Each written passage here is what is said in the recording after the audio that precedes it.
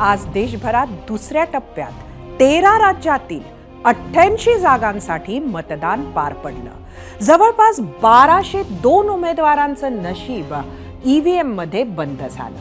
शेवटचं अपडेट हाती आलं तेव्हा देशात 64.22% मतदान झालं होतं। पण महाराष्ट्रासारख्या प्रगतशील राज्याला उदासीन करणारी बातमी, देशातील इतर राज्यांच्या तुलनेत अत्यंत कमी मतदान झालेलं राज्य म्हणजे आपले। सर्वात कमी 53.3% मतदान बिहार आणि त्या खालोखाल 53.51% मतदान आपल्या महाराष्ट्रात झालं। हा आकडा बदलेल, उद्यापर्यंत थोडा अपडेट होईल, पण त्रिपुरा, मणिपूर, छत्तीसगड, पश्चिम बंगाल, आसाममध्ये सर्वाधिक म्हणजेच 70% जास्त मतदान झालं। महाराष्ट्रात सर्वात कमी म्हणजे 52% मतदान हे हिंगोली मतदारसंघात झाले, तर सर्वाधिक म्हणजे 57% मतदान वर्ध्यामध्ये झालं। राज्यात 8 जागांपैकी सर्वाधिक चर्चेत जागा होती ती अमरावतीची। तिथे भाजपच्या नवनीत राणा यांच्या समोर काँग्रेसचे बळवंत वानखेडे आणि प्रहारचे दिनेश बुब यांचं आव्हान आहे। दुसरा लक्षवेधी मतदारसंघ आहे अकोला। तिथे वंचितचे बाळासाहेब आंबेडकर, काँग्रेसचे डॉक्टर अभय पाटील आणि भाजपचे अनूप धोत्रे आमने सामने आहेत। मतविभाजनात कुणाची लॉटरी लागणार याकडे सर्वांचं लक्ष असेल। तिसरी महत्वाची जागा मराठवाड्यातील नांदेडची। इथे राज्याचे माजी मुख्यमंत्री, काँग्रेसचे माजी नेते आणि सध्याचे भाजपचे राज्यसभा खासदार अशोक चव्हाण यांची प्रतिष्ठा पणाला लागलेली आहे। भाजपचे विद्यमान खासदार प्रताप पाटील चिखलीकरांसमोर काँग्रेसच्या वसंतराव चव्हाण यांचं आव्हान आहे। शेजारच्या परभणीमध्ये उद्धव बाळासाहेब ठाकरे शिवसेनेनं विद्यमान खासदार बंडू जाधव यांना तिकीट दिलंय, तर महायुतीनं रासपच्या महादेव जानकर यांना उमेदवारी दिली आहे। वंचितनं हवामान अभ्यासक पंजाबराव डख यांना उमेदवारी देत चुरस वाढवली आहे। या टप्प्यातील निकालाबाबत विचारला होता आपण आपला दुसरा प्रश्न, तो बघण्यासाठी आपण जाऊया आपल्या पोल सेंटरला। आजचा आपला दुसरा प्रश्न बघूया। महाराष्ट्रात दुसऱ्या टप्प्यात 8 जागांवर मतदान। या 8 जागांवर कोण बाजी मारणार, महायुती की महाविकास आघाडी? तुम्हाला सांगायचं होतं। आज महाराष्ट्रातील ज्या 8 मतदारसंघांमध्ये मतदान झालंय त्यांच्याविषयी काही महत्त्वाच्या गोष्टी पाहूयात। इथून कोण कोण उमेदवार होते आणि त्यांच्या जमेच्या बाजू आणि टेन्शनचे मुद्दे दोन्ही पाहण्यासाठी जाऊयात आपल्या मीडिया सेंटरला। लोकसभेच्या 8 जागांवर आज महाराष्ट्रात रणसंग्राम झाला। ही बिग फाईट आहे बुलढाण्याची। शिवसेनेकडून प्रतापराव जाधव, नरेंद्र खेडेकर शिवसेना, ठाकरे, रविकांत तुपकर अपक्ष।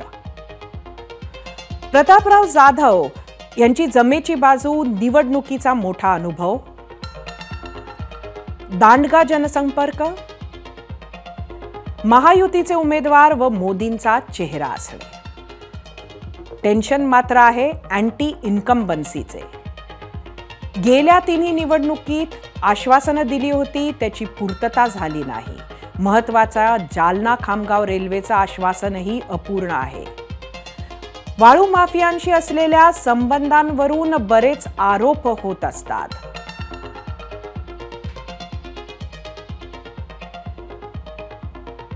बिग फाईट बुलढाणामधली। आता पुढचे उमेदवार बघूया। प्राध्यापक नरेंद्र खेडेकर। उद्धव ठाकरे यांच्याबद्दलची सहानुभूती ही एक जमेची बाजू। प्रतापराव जाधव नको म्हणून मिळणारी मतं ही त्यांच्या बाजूला पडणार। जिल्ह्यात अल्प जनसंपर्क आहे, हे मात्र त्यांच्यासाठी टेन्शनचा मुद्दा होऊ शकतं। तसंच जिल्हा परिषद अध्यक्ष असताना कार्यपद्धती ही त्यांची वादात राहिली।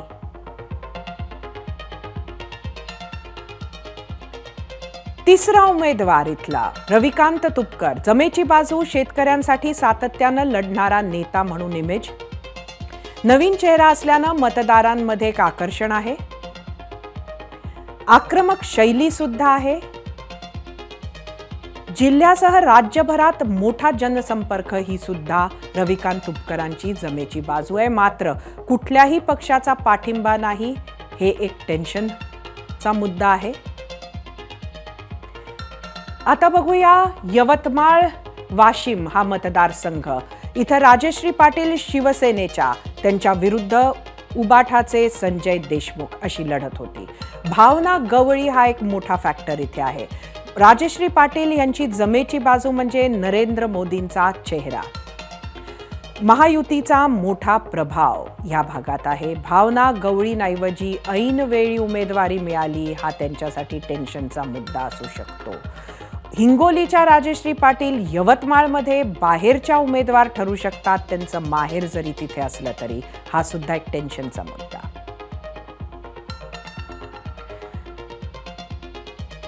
संजय देशमुख यांच्यासाठी जमेची बाजू याच यवतमाळ वाशिम मतदारसंघात तीच उद्धव ठाकरेंविषयीची एक सहानुभूती असू शकते.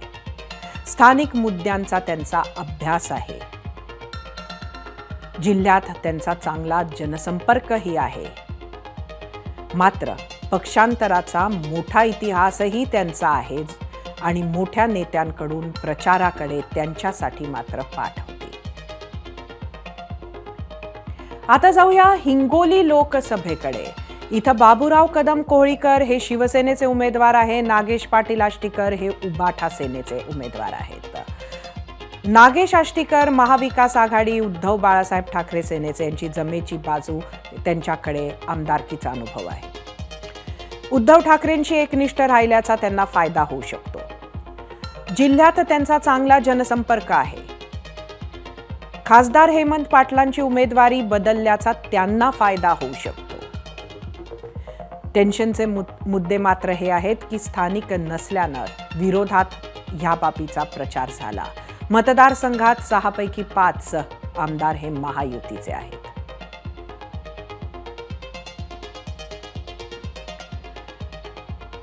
हिंगोलीतच बघूया बाबूराव कदम कोहळीकर यांची जमेची बाजू, एक मराठा चेहरा.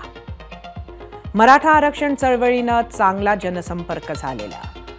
मोदींसह शिंदेंच्याही प्रचार सभा त्यांच्यासाठी खास इथं झाला आणि ऐन वेळी मात्र त्यांना उमेदवारी मिळाली. प्रचाराला फारसा वेळ मिळाला नाही. 2च आठवडे त्यांना मिळाले होते. उमेदवार बदलीचाही फटका त्यांना बसण्याची भीती आहे. आता जाऊया अकोल्यात. अत्यंत इंटरेस्टिंग अशी इथे फाईट आहे. ह्याला खरंच बिग फाईट म्हणता येईल.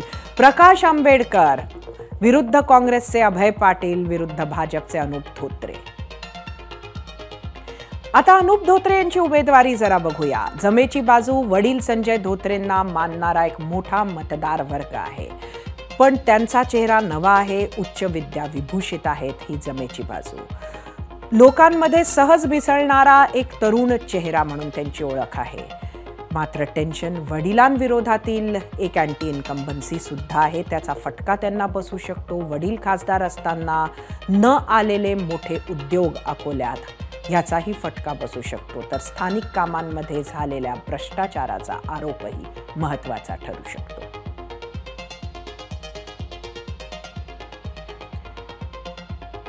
याच बिग फाईटमध्ये बघूया प्रकाश आंबेडकर. जिल्ह्याच्या ग्रामीण भागातलं कार्यकर्त्यांचं मोठं जाळं त्यांच्या बाजूनं आहे. दलित, ओबीसी, मुस्लिम अशी मोठी व्होट बँक त्यांच्या बाजूनं इथे आहे. अकोला झेडपीत सत्ता असल्यानं खेड्यापाड्यात त्यांचा संपर्क, त्यांचे कार्यकर्ते आहे. मात्र टेन्शन हेच की सततच्या राजकीय धरसोडीची भूमिका. मवियासोबत चर्चा करूनही साथ सोडल्यानं नाराजांची संख्या मोठी आहे. अकोला लोकसभा मतदारसंघात गेल्या 4ही वेळा त्यांचा मात्र पराभव झालेला आहे. आता अभय पाटील हे जे उमेदवार आहेत काँग्रेसचे, बघूया त्यांची जमेची बाजू. नवा, आक्रमक आणि अभ्यासू चेहरा. शिक्षित असल्यानं विषयांची त्यांना जाण आहे. 30 वर्षांपासून वैद्यकीय सेवेमुळे गावात वैयक्तिक त्यांचं नेटवर्क आहे. स्वतःच्या कार्यकर्त्यांची मजबूत फळी सुद्धा त्यांच्या बाजूने आहे. टेन्शन हे की संघ परिवार आणि विश्व हिंदू परिषदेशी त्यांचे असलेले संबंध हे त्यांच्या मतदात्यांना पटतील का? राजकारणात त्यांचा प्रवेश उशिरा झालाय.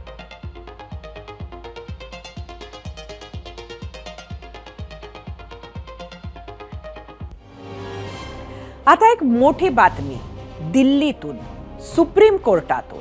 आज सर्वोच्च न्यायालयानं ईव्हीएम आणि व्हीव्हीपॅट संदर्भातील 100% पडताळणीबाबतच्या सर्व याचिका रद्द ठरवल्यात. लोकशाहीत सामंजस्य राखलं पाहिजे. निवडणूक प्रक्रियेवर भरोसा न ठेवणं संशय निर्माण करू शकतं, असंही कोर्टानं म्हणत न्यायमूर्ती संजीव खन्ना आणि न्यायमूर्ती दीपांकर दत्ता यांनी याचिकांवर निकाल दिलाय. खरं तर प्रकरणाची सुरुवात 2023 साली झाली. सामाजिक कार्यकर्ते अरुण कुमार अग्रवाल आणि असोसिएशन फॉर डेमोक्रॅटिक रिफॉर्म्स यांनी व्हीव्हीपॅट स्लिपच्या 100% पडताळणीबाबत याचिका दाखल केल्या होत्या. ज्येष्ठ विधिज्ञ प्रशांत भूषण यांनी असोसिएशन फॉर डेमोक्रॅटिक रिफॉर्म्सची बाजू मांडली. 18 एप्रिलला जवळपास 5 तास सुनावणी चालली. तेव्हा निकाल राखून ठेवला आणि आज त्याचं वाचन केलं आणि व्हीव्हीपॅट पडताळणीबाबतच्या सर्व याचिका रद्द झाल्यात. याच निर्णयाचा देशात सुरू असलेल्या लोकसभा निवडणुकांवरही परिणाम होऊ शकतो आणि कोर्टाच्या या निर्णयानंतर पंतप्रधान नरेंद्र मोदींनी एका प्रचार सभेतून थेट विरोधकांवर निशाणा साधला. इंडी गठबंधन के हर नेता ने ईवीएम को लेकर जनता के मन में संदेह पैदा करने का पाप किया है. सुप्रीम कोर्ट ने अभी 1-2 घंटे पहले ही मतपेटियों को लूटने का इरादा रखने वालों को ऐसा गहरा झटका दिया है, ऐसा गहरा झटका दिया है कि उनके सारे सपने चूर चूर हो गए हैं. आता वळूया आजच्या भागातील दुसऱ्या प्रश्नाकडे. त्या प्रश्नावरील तुमच्या प्रतिक्रिया पाहण्यासाठी जाऊया आपल्या मीडिया सेंटरकडे. आजचा प्रश्न परत एकदा बघूया. महाराष्ट्रात दुसऱ्या टप्प्यात 8 जागांवर मतदान. या 8 जागांवर कोण बाजी मारणार? महायुती की महाविकास आघाडी? काय म्हणणं आहे सोशल मीडियावर? काही निवडक प्रतिक्रिया बघूया. एक्सची सुशील दांडेकर यांची प्रतिक्रिया, विजय फक्त महायुती सरकारचा होणार. एक्सवरून ओंकार मोरे, महायुतीच बाजी मारणार, यात काही वाद नाही. यूट्यूबवरून सतीश मगर, महागाई, शेतकऱ्यांचे प्रश्न, यामुळे भाजप विरोधात ग्रामीण भागात वातावरण आहे, याचा फटका बसेल. यूट्यूबवरून सिंधू जाधव, 8 पैकी महाविकास आघाडी 5 जागा जिंकणार. फेसबुकवरून जालिंदर कोपनबैने, महाविकास आघाडी जिंकणार. इंस्टाग्रामवरून वैष्णवी पाटील, महायुती आहे तर एवढी घोषणापत्र का?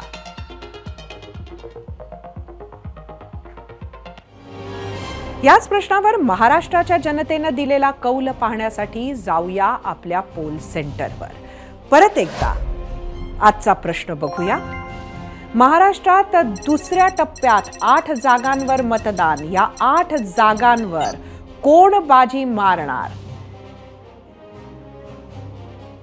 यूट्यूबचा आकडा बघा. 1,47,000 लोकांचं मतदान आपल्याला आलेलं आहे फक्त यूट्यूबवर. महायुती जिंकणार म्हणणारे 20%, 80%चं म्हणणं आहे महाविकास आघाडी. इंस्टाग्रामवर एकूण 12,000 मतं. 45%चं म्हणणं आहे महायुती, 55%चं म्हणणं आहे महाविकास आघाडी. फेसबुकवर एकूण 3,000 मतं.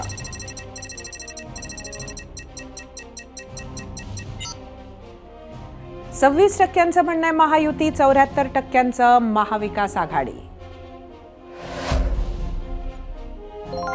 एक्सवर 4,000 मतं.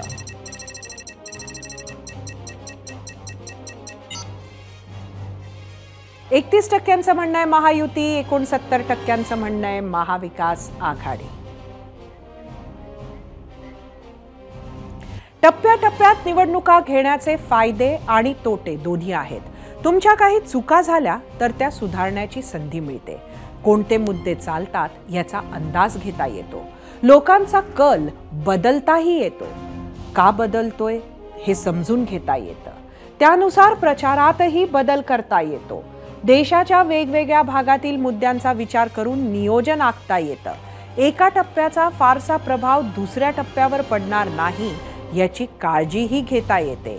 हे आणि अशा अनेक मुद्द्यांचा सत्ताधारी आणि विरोधक या दोघांनाही लाभ घेता येतो हे विशेष.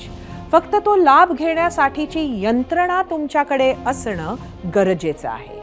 आत्ताच्या घडीला तरी ती यंत्रणा 10 वर्ष केंद्रात सत्तेत असणाऱ्या भाजपकडे आहे असं म्हणता येईल. त्यामुळेच टप्प्याटप्प्यातील मतदानाचा आपल्याला जास्तीत जास्त लाभ होईल याची काळजी ते घेताना दिसतात. स्थानिक पातळीवर जिथे जास्त नाराजी आहे तिथे इंडी आघाडीनं शेतकऱ्यांचे प्रश्न, महागाई, असहिष्णुता असे मुद्दे घेतलेले दिसतात. तर भाजप महायुतीकडून पंतप्रधान मोदींचा चेहरा, त्यांची कामं, राम मंदिर, राष्ट्रीय सुरक्षा, आर्थिक विकास हे मुद्दे पुढे केलेले दिसत आहेत. 2014ला मोदी वेव ही खरी होती. 2019ला सुद्धा ती अनेक जण नाही नाही म्हणत असतानाही दिसली. आता 2024 महाराष्ट्र हा मुद्द्यांवरच नाही तर पक्षापक्षातही आता वाटला गेला आहे. देशात अनेक ठिकाणी परत मोदींचा चेहरा हेच एनडीएचं कार्ड आहे. पण राज्यात हे चालेल का? राज्यात महायुतीला निवडणूक मोदींच्या नावावर लढवण्यात यश आलंय का हे या निवडणुकीचा निकाल सांगेल. आम्ही आता इतकंच सांगू शकतो की दीर्घ श्वास घ्या, शांततेत सारासार विचार करा आणि ज्यांचे मतदान अजून बाकी आहे त्यांनी यानंतर ईव्हीएमचं बटन दाबा. मतदानाला बाहेर नक्की पडावं. एबीपी माझा, उघडा डोळे बघा नीट.